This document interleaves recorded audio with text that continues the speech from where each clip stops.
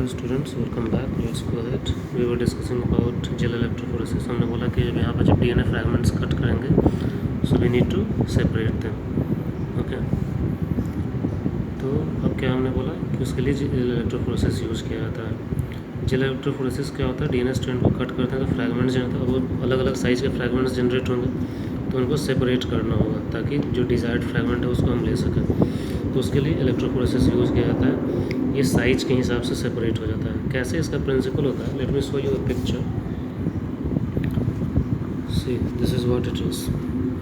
इसमें करते क्या है, वी टेक एगारोज जेल. किससे एगारोज जेल लिया जाता है? एक बीकर में. ठीक है. एगारोज जेल क्या होता है? अगर सोल्यूशन जो रेड एल्गी वगैरह से मिलता है उसको लेके उसको बॉयल करते हैं. ठीक है. तो लिक्विड बन जाता है. उसके बाद मिक्सचर बन गया वो, उसको फिर एक चैम्बर में पोर कर देते हैं. ठीक है. और उसको ठंडा किया जाता है. ठंडा करने पे क्या हो जाएगा? सॉलिड हो जाएगा, जेल टाइप का. ठीक है. मोम वगैरह जैसे देखते हो ना कैंडल, उस टाइप का एकदम पिघल के हो जाएगा. और उसको फिर पेस्ट इस पर फैला देते हैं. तो ये चीज़ हुआ. अब उसके बाद क्या होता है? जेल सॉलिडिफाइड हो जाएगा. ठीक है. और यहाँ पे एक कॉम्ब टाइप का होता है. कॉम्ब क्या होता है? इसके अंदर गड्ढा कर देता है वो. तो उसको क्या बोलते हैं? वेल्स बोलते हैं. क्या बोलते हैं? वेल्स. मतलब कुआँ बन गया. कॉम्ब उसमें डाला जाता है और हटा देते हैं. तो वहाँ पे 1 2 3 जैसे ही गड्ढा बन जाएगा. ठीक है. अभी जो गड्ढा बन गया ये होगा. अब इसमें क्या करते हैं? उसी गड्ढे पे जो भी हमने DNA फ्रैगमेंट इकट्ठा किया है बहुत सारा, उसको लोड किया जाता है. कैसे लोड किया जाता है? उसको मिक्स करके एक केमिकल होता है जिसे बोलते हैं इथीडियम ब्रोमाइड. क्या कहते हैं? Ethidium bromide. ब्लू कलर का सॉल्यूशन, ब्लू पर्पल कलर का सॉल्यूशन होगा. आप देख सकते हो हल्का हल्का पर्पल दिख रहा है. अब इसमें जो भी DNA था उसको लोड किया जा रहा है. ठीक है. लोड करने के बाद यहाँ पे DNA जो भी था इकट्ठा था, लोड किया. उसके बाद उसको इलेक्ट्रिसिटी सप्लाई से कनेक्ट किया जाता है. तो क्या होगा? यहाँ पे इलेक्ट्रिक फील्ड जनरेट होगा. अलग अलग कैथोड एनोड वगैरह होंगे. ठीक है. ये क्या हो गया? तो चार्ज होगा. अब इलेक्ट्रिक फील्ड के कारण अभी क्या है? एगारोज जेल है. तो इसके अंदर छोटे छोटे पोर्स होते हैं. अब इसमें कुछ फ्रैगमेंट छोटा होगा, कोई बड़ा होगा, इसके हिसाब से जब इलेक्ट्रिक फील्ड लगाएंगे तो ये क्या होता है? DNA क्या होता है? आपस में निगेटिवली चार्ज होता है. तो वो निगेटिवली चार्ज से पॉजिटिव चार्ज, ये देखो पॉजिटिव चार्ज, इसकी तरफ मूव करना शुरू करेगा. कैसे? जब मूव करना शुरू करेगा तो हमने बोला यहाँ पे क्या है? जेल है. तो जेल अलग अलग साइज का है. तो DNA फ्रैगमेंट जो है उसी साइज़ में फंसते जाते हैं. जो सबसे छोटा पार्टिकल होता है वो सबसे आगे निकल जाता है और इस तरीके का एक बैंड बनाता है. तो based on the size of the DNA fragments वो एक दूसरे से सेपरेट हो जाते हैं. ठीक है. और फिर जो डिज़ायर्ड फ्रैगमेंट है मेरा, उसको मैं बाहर निकालूंगा और उसको प्योरीफाई कर लूँगा. तो this is the principle of agarose gel electrophoresis. ठीक है. अगर सोल्यूशन यूज़ करते हैं, अगर इज़ यूज्ड. ठीक है. कि ethidium bromide is used for ethidium bromide. क्यों यूज़ किया जाता है? इसके बाद प्लस UV रेज लगाया जाता है. तो जब ये सेपरेट हो जाता है, जो आपने देखा है यहाँ पर, तो इसके ऊपर जब अल्ट्रा वायलेट रे दिया जाता है तो ये चमकता है. ठीक है. ब्राइट होगा तो उससे पता लग जाता है. तो दिस इज़ द थिंग. अब जो भी सेपरेटेड फ्रैगमेंट्स होते हैं, ठीक है, मैं प्रिंसिपल लिख नहीं रहा हूँ क्योंकि already I showed you the picture. Separated fragments are removed from gel. ठीक है. This process is called elution. This process is called elution. तो एल्यूशन इज सिंपली जो भी DNA फ्रैगमेंट सेपरेट हुआ है उसको जेल से बाहर निकाल देना. ठीक है. This is what the gel electrophoresis is. तो अभी तक हमने जो भी बात किया, पहले टूल की बात की, रिस्ट्रिक्शन एंडोन्यूक्लियस वगैरह की. ठीक है. कैसे काम करता है, फिर कैसे जो DNA फ्रैगमेंट्स वगैरह निकलते हैं उसको सेपरेट कर लेते हैं. तो हमने लाइसिस पढ़ा, लिविंग एंजाइम्स पढ़ा. अब किसी चीज़ की ज़रूरत होती है. अब जो DNA फ्रैगमेंट मिल गया तो आपको याद होगा हमने बोला था उसको हम ट्रांसफ़र करते हैं दूसरे बैक्टीरिया वगैरह में. किससे? Help of a vector. जैसे कि प्लाज्मिड. वेक्टर क्या है? ट्रांसफ़र. जैसे बोलते हो कोई बीमारी होती है, जैसे मलेरिया हुआ, तो मलेरिया का वेक्टर किसको बोलते हैं? फीमेल एनोफिलीज को. वो ट्रांसफ़र करती है प्रोटोजोआ को ह्यूमन्स का. तो दैट इज़ वेक्टर, ट्रांसफ़र करता है. उसी तरीके से जो डिज़ायर्ड जीन है उसको किसी ऑर्गेनिज्म के अंदर किसने ट्रांसफ़र किया? इस प्लाज्मिड ने. तो प्लस इसको प्लाज्मिड मीन्स क्लोनिंग वेक्टर्स बोलते हैं इसे क्लोनिंग करने के लिए, ठीक है। तो next topic is cloning vectors.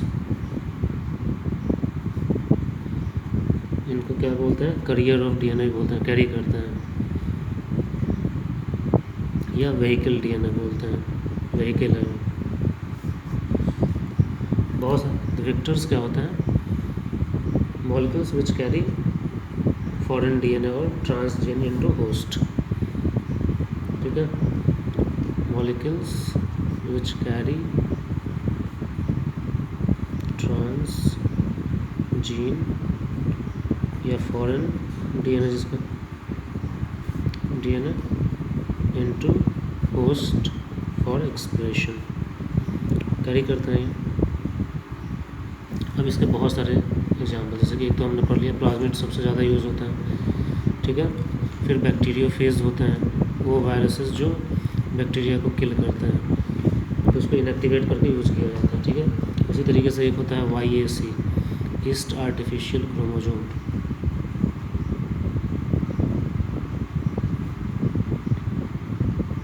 एक होता है BAC, बैक्टीरियल आर्टिफिशियल क्रोमोजोम, ठीक है। ये सारी चीज़ें, लैम्डा फेज भी यूज, बैक्टीरिया फेज के अलावा लैम्डा फेज भी होते हैं, ठीक है। These are the things which use for vectors. Artificial भी होते हैं, खुद से प्लाज्मिड कंस्ट्रक्ट भी किया जाता है। इसमें सबसे पहले इंपॉर्टेंट हम पढ़ेंगे किसके बारे में, प्लाज्मिड के बारे में, ठीक है। प्लाज्मिड को सबसे पहले जिसने डिस्कवर किया था, दो साइंटिस्ट थे, लिटलबर्ग एंड हेज।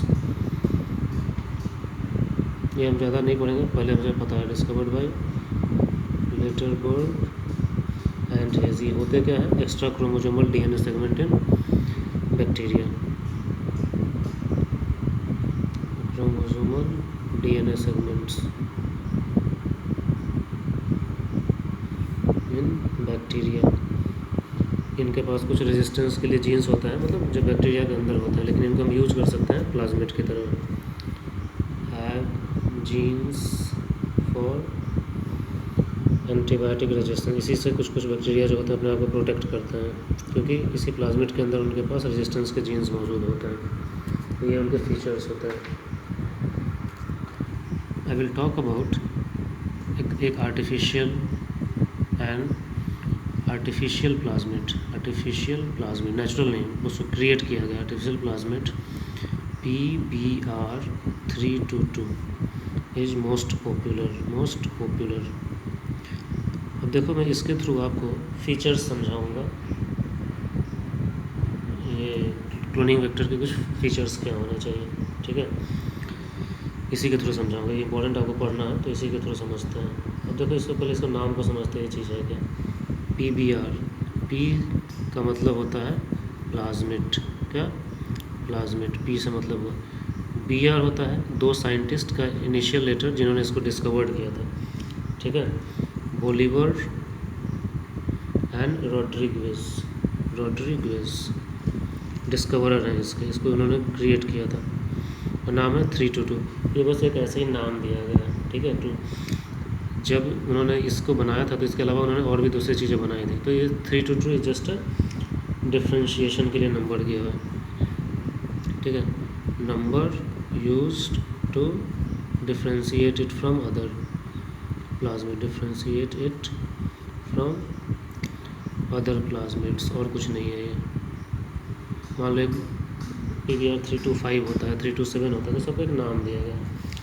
अब मैं यहाँ पे कुछ फीचर्स बताऊँगा इसी के through, features of cloning vector. किसी में भी होता है, आगे जो हम लैम्डा फेज वगैरह पढ़ेंगे उस सब में होना चाहिए।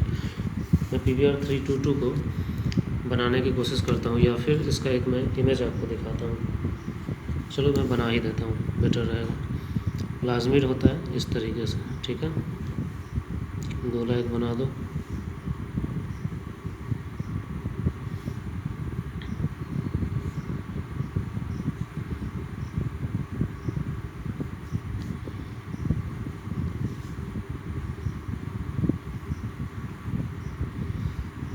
इसके अंदर एक होता है ORI, ओरिजिन ऑफ रेप्लिकेशन, ठीक है।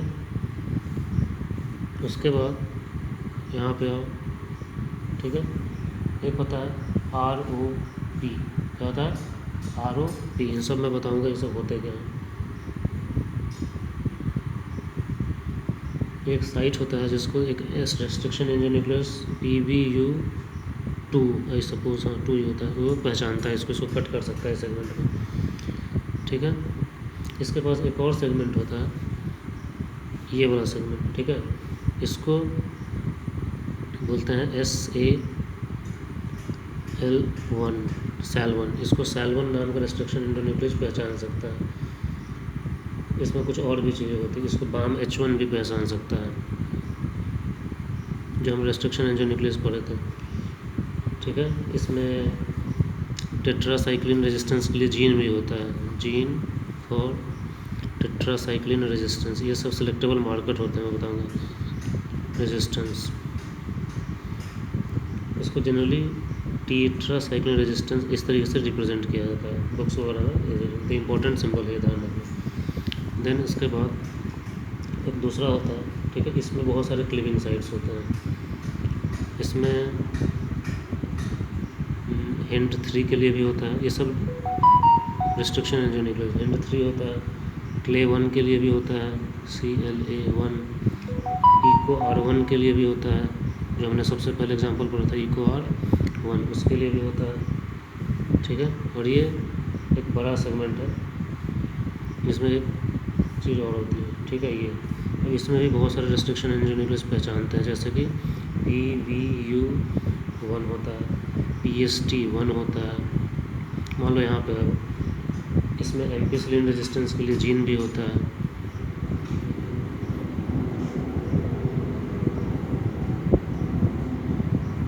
ठीक है।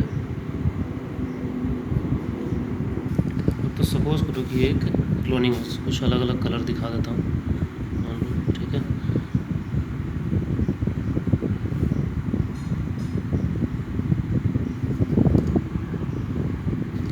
अब हम इस, मान लो ये क्लोनिंग वेक्टर है, ठीक है। इसी में जैसे ये सारे साइट्स जो मैं लिख रहा हूँ सब क्या, इको R1 क्या होता है, रेस्ट्रिक्शन इंडोन्यूक्लियस। यहाँ पे मान लो कट करेंगे और यहाँ पे इंटरेस्ट जो भी बाहर का DNA होगा उसको ऐड कर देंगे। PBU से मान लो कट लगाएंगे तो यहाँ पे कट करेगा और यहाँ पे जीन ऑफ इंटरेस्ट को हम ऐड कर देंगे। अब देखो करते क्या, जो भी क्लोनिंग वेक्टर्स होते हैं इनके कुछ फीचर्स होते हैं। पहला फीचर होता है ओरिजिन ऑफ रेप्लिकेशन, ये होना चाहिए। ओरिजिन ऑफ रेप्लिकेशन हमने पहले ही पढ़ा था कि हम एक फॉरेन DNA को डाल रहे हैं किसी होस्ट में, तो जब डालेंगे, मान लो इसी के थ्रू डालेंगे, इसी में ऐड कर दें, तो अपने आप तो डिवाइड नहीं करेगा, लेकिन हाँ हमें पता है प्लाज्मिड अपने आप डिवाइड करता है। तो इसका ओरिजिन ऑफ कोई भी रेप्लिकेशन होता है, इसका एक जो दूसरा कॉपी बनेगा, कोई तो स्टार्टिंग पॉइंट होना चाहिए DNA के अंदर रेप्लिकेशन के लिए, तो उसको बोलते हैं ओरिजिन ऑफ रेप्लिकेशन। अब मैं अपने जीन ऑफ इंटरेस्ट को इसके आसपास कहीं जोड़ दूंगा तो ये रेप्लिकेट करेगा, तो वो भी रेप्लिकेट हो जाएगा। इसी कारण origin of replication is important, ठीक है। DNA रेप्लिकेशन इनिशिएट होता है यहाँ पर, DNA रेप्लिकेशन इनिशिएट्स हियर, ठीक है। यूकैरियोट्स में मैनी ORI, बहुत सारे ओरिजिन ऑफ रेप्लिकेशन होते हैं, और प्रोकैरियोट्स में, ठीक है, सिंगल ORI होता है, छोटा है, उनका बहुत सिंपल स्ट्रक्चर होता है। दूसरा सेलेक्टेबल मार्कर्स। सेलेक्टेबल मार्कर्स का मतलब देखो क्या है, मान लो ये मेरा प्लाज्मिड है, इसमें जो आप देख रहे हैं एम्पिसिलिन और टेट्रासाइक्लिन रेजिस्टेंस का जीन, ये सेलेक्टेबल मार्कर।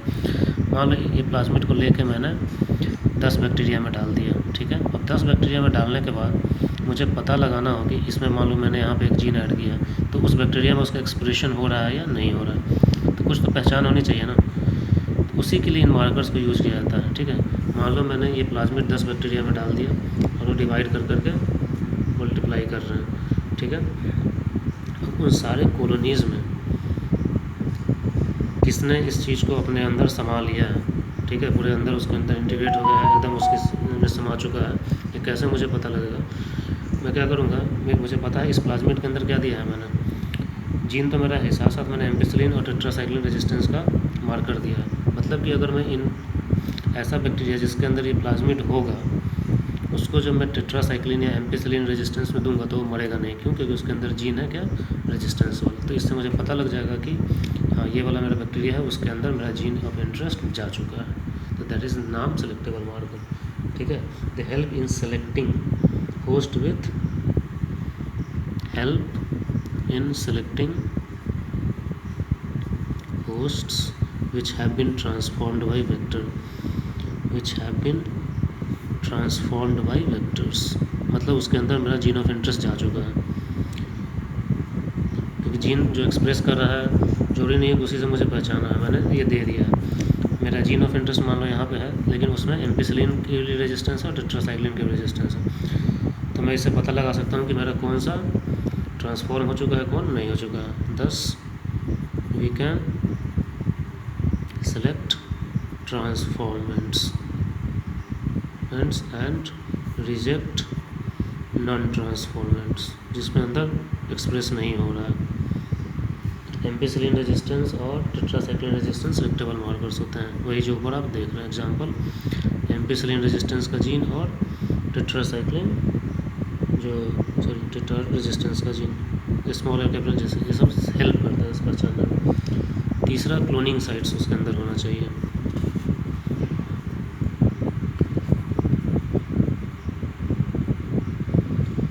क्लोनिंग साइट्स क्या होता है? रिकॉग्निशन साइट्स, जिसको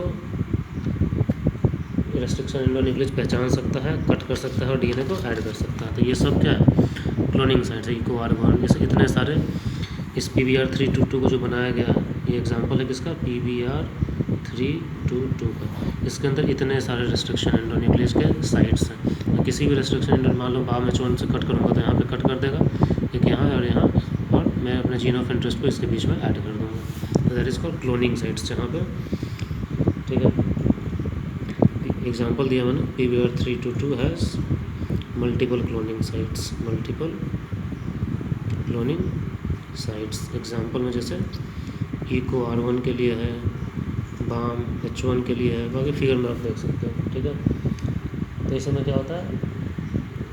this can be recognised, this can be recognised, cleaved and foreign DNA can be added.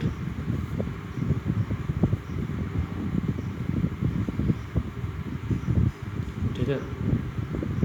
और PBR322 वाला जो भी देख रहे हो वो तो आप ट्रांसफॉर्मेशन में हेल्प करता है।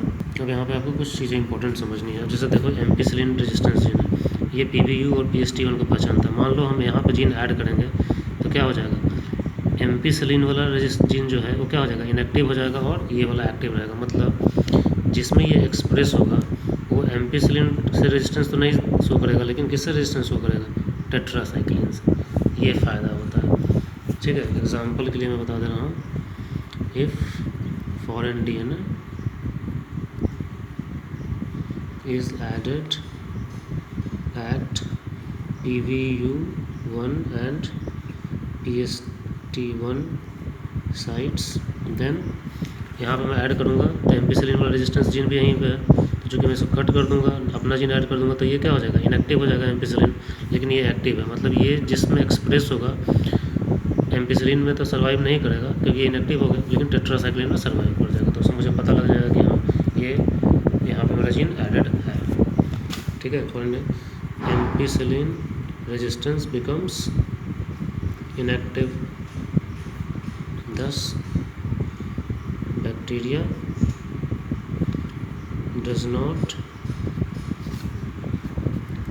जो भी ट्रांसफॉर्मेंट्स है does not survive in ampicillin but survives in tetracycline. यही अब अच्छे से आपको क्लियर हुआ होगा ये चीज़ क्या मैंने बोला, ये सब का क्या फ़ायदा होता है। अगर मान लो यहाँ पे ऐड करेंगे तो ये इनएक्टिव हो जाएगा, तो टेट्रासाइक्लिन में सर्वाइव नहीं करेगा, लेकिन इसमें सर्वाइव कर जाएगा। तो इस तरह की चीज़ों को बोला जाता है इंजर्शनल इनएक्टिवेशन। हमने यहाँ पे जीन को इंजर्ट किया, ऐड किया, और दिस बिकम्स इनएक्टिव, लेकिन ये एक्टिव रहेगा कि यहाँ पे ऐड नहीं किया। तो this mechanism is called insertional inactivation, और इंजर्शनल इनएक्टिवेशन हेल्प करता है ट्रांसफॉर्मेंट्स को पहचानने में। This is called insertional inactivation and helps in identification of transformants and non transformants. Let me close this video. This 20 minutes already there. मैं छोटा छोटा video बनाने की कोशिश कर रहा हूँ, फिर आगे कंटिन्यू करेंगे नेक्स्ट वीडियो.